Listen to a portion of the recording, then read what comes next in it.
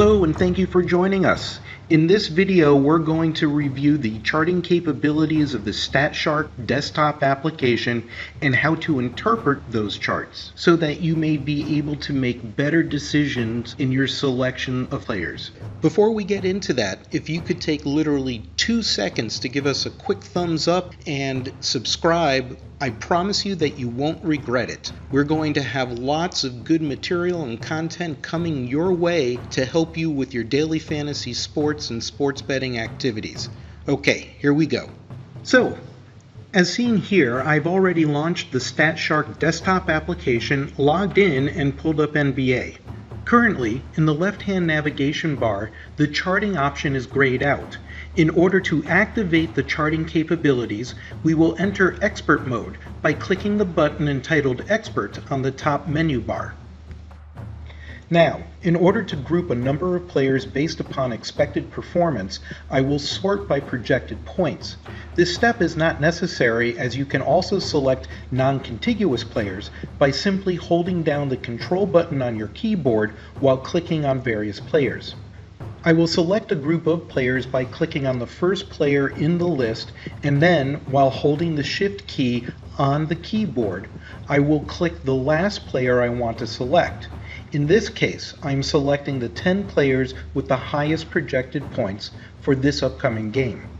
Once I've selected these players, I will click on the Charts icon in the left-hand navigation bar to open the charting window. You may initiate any of the available charts by clicking upon the desired chart type on the left-hand navigation bar of the charting window. Let's go through these in order. The first chart type we will review is box plots. As can be seen, the legend of players is provided below the chart as well as the metric you wish to examine. The chart defaults to an examination of historical DFS points, but you may also elect to look at other metrics such as points per salary, points per touch, and points per minute. Now, let's look at how to interpret box plots. Box plots provide us several key points of information. The line at roughly the middle of each box is the player's median performance over the last 10 games. If you are not sure what median is as compared to average, don't worry about this right now. It is essentially the same thing as average. We will discuss the differences between median and average toward the end of this video. The bottom of the box is the lower 25% of the player's performance. This is known as the first quartile. The top of the box represents the upper 75% of the player's performance. This is known as the third quartile.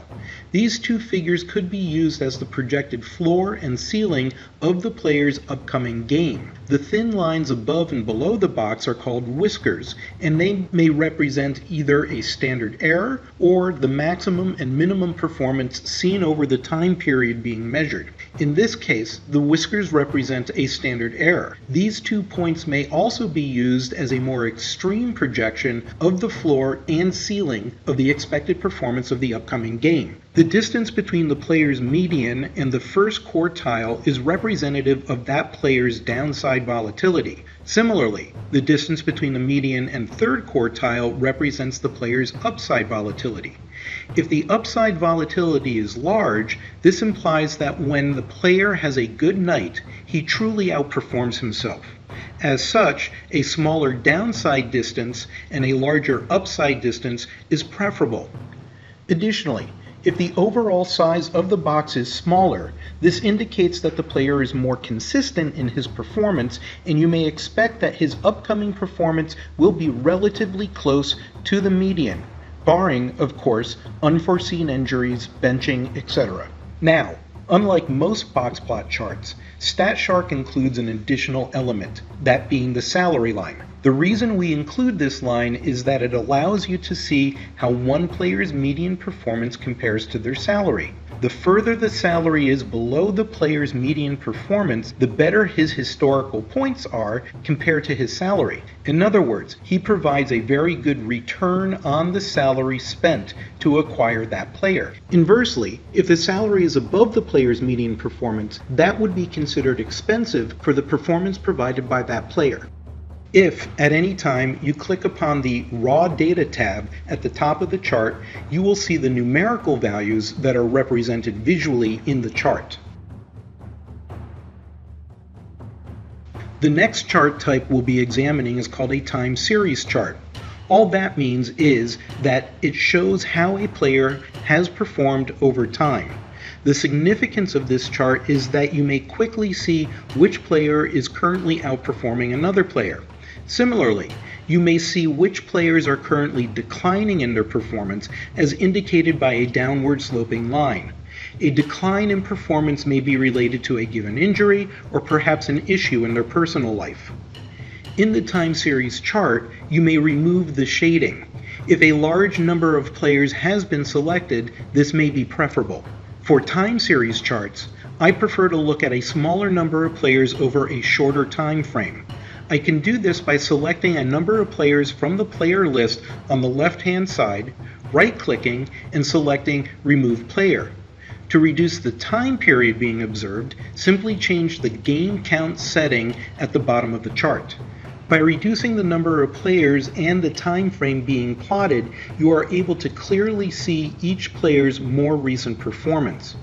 An additional note of interest here: the change in salary seen for a given player is related to his change in performance over time.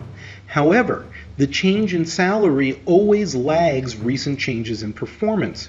Thus, a player that is currently in decline will be more costly per unit of performance as compared to a player whose performance is currently increasing.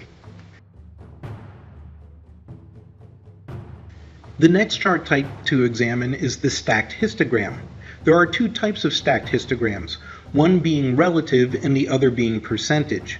We will first look at the relative stacked histogram. As can be seen here, the skills by which each player accumulates DFS points is broken out in this chart. This provides us two primary points of information. First, the total median performance of each player, shown as the total height of the stack, and second, the points scored for each unique skill. As shown here, for basketball, skills include field goals, three-pointers, blocks, steals, assists, offensive rebounds, defensive rebounds, and free throws. The importance of this information is that when you are selecting players to be optimized, if you have players showing strong offensive capabilities, you may want to offset by finding players with strong defensive capabilities. This chart can help you do this. Of course, we also provide defensive rank and offensive rank for each player in the primary data window of the Statshark application. Switching over to the percentage-based version of the stacked histogram, each player is standardized to 100%, which is 100% of their points scored, regardless of how many points they actually score. As such, you can more quickly and clearly see what skills a given player excels at. In the chart shown here, we can see that, as a percentage of earned points, Frank Jackson makes more of his points from field goals than does Luka Doncic, but less points from steals. It appears that Luka Doncic is more of an all-around player, while Frank Jackson is more of an offensive player, despite playing the same position. We'll now move on to performance probability. So first, let's talk about how probability is measured. You may remember when we looked at box plots, volatility was represented by the distance between the expected upper performance versus the expected lower performance. Well, this volatility, in conjunction with the player's median performance, dictates the likelihood of that player performing at a specific level as compared to other players. Please realize, probability is a comparison of only the shown players and how they are expected to rank amongst themselves. That is very important. Again, please realize that the shown probabilities are a comparison of only the shown players and how they are expected to rank amongst themselves. However, when you are looking at probabilities in the main data window, what is provided are the probabilities across all players within that given position. As can be seen from the legend in the upper right corner, the probability chart is broken into three primary measures, or namely, the probability of performing in the top 25% of the given universe, the top 50%, and the top 75% of the given universe. As can be seen here, Luka Doncic has a 58% chance of being in the top 25% of the shown players, while Ben Simmons has only a 15.08% chance of performing in the top 25% of the shown players for the upcoming night. A quick side note here. As can be seen in this image, the left-hand navigation bar has been hidden to provide more room for the chart. You can accomplish this by simply clicking the arrow in the upper left-hand corner. To bring back the menu, simply click the arrow again.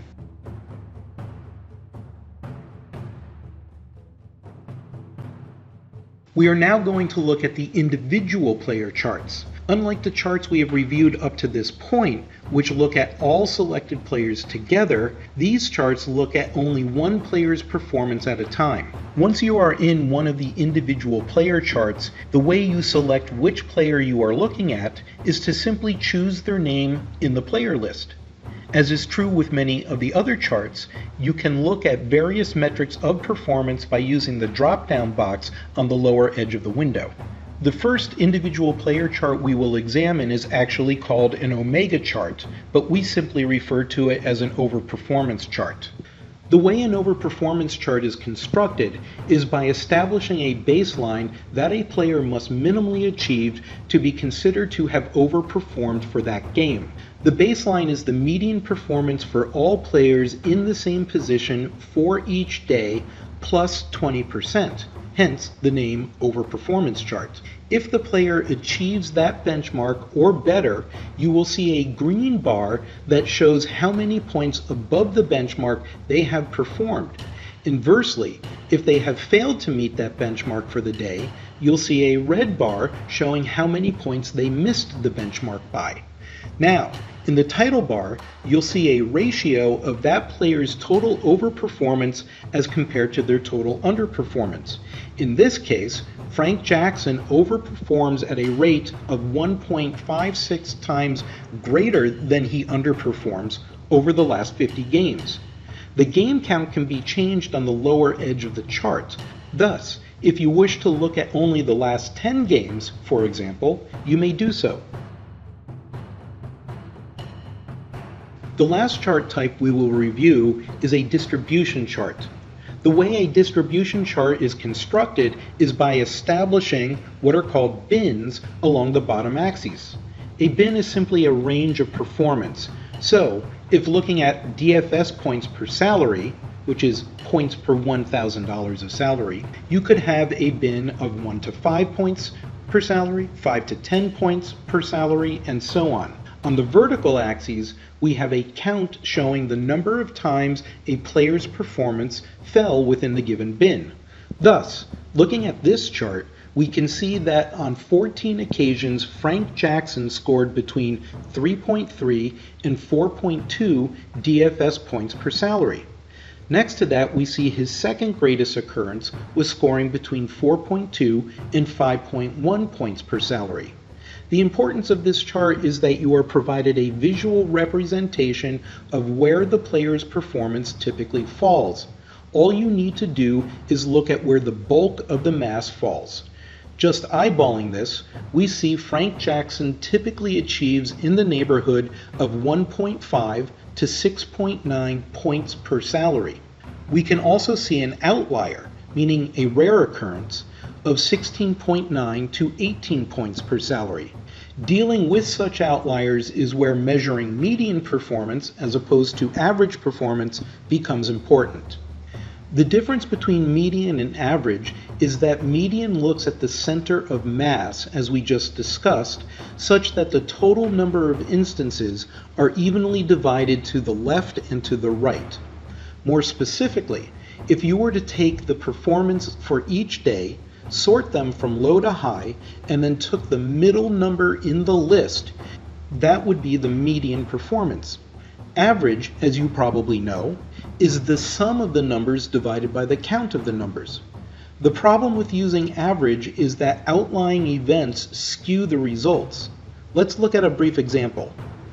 Looking at this chart, you can see in this hypothetical manufacturing process that our typical rate of production is clustered to the left side of the chart with a few exceptions to the right. These exceptions result from rush jobs requiring a 24-hour per day push. If I asked you to predict how many widgets will be produced tomorrow, without you knowing if there would be a 24-hour run or not, there would be two primary ways to do so, using an average or a median.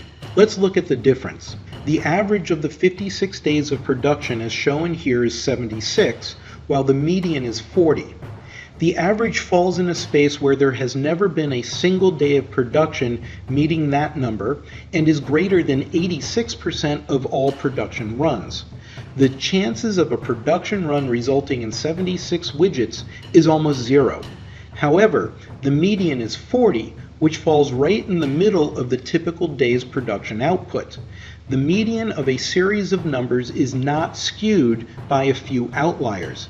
This is why median performance is a much better predictor of expected performance when compared to average. All of Statshark's measures uses the median instead of the average whenever possible. This is only one of the many reasons why Statshark's analytics outperform all competitors. So, we'll quickly end this video by showing you how to create multiple charts so that you may examine multiple players and multiple metrics side by side. The process is rather simple. Just return to the main screen. If you like, select different players or keep the existing selection of players and click the charts icon on the left-hand navigation bar again. That's it. Simply do so as many times as you want and you will have a separate chart window each time you click the charts icon. Okay, that's it for now. Thank you so much for taking the time to join us, and if you could give us a quick thumbs up and subscribe, we'd truly appreciate it. Have a great day.